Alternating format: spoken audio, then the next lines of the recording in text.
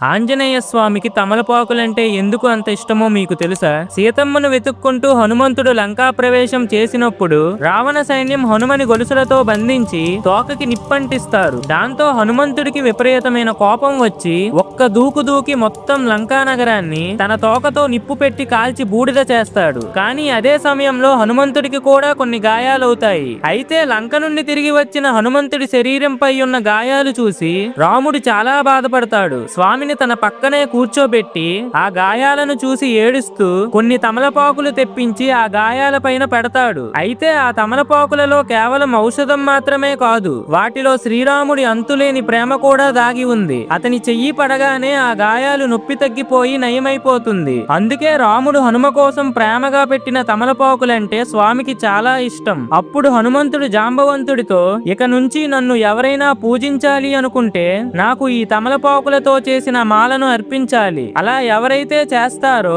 వారికి ఈ ఆంజనేయుడి అనుగ్రహం తప్పక లభిస్తుంది. నా కోసం తమలపాకులను ఎవరైతే తెస్తారో వారిలో నేను రాముణ్ణి చూసుకుంటాను అని చెప్తాడు. మీకు ఆంజనేయుడి అనుగ్రహం ఉండాలంటే జై హనుమాన్ అని కామెంట్ చేయండి.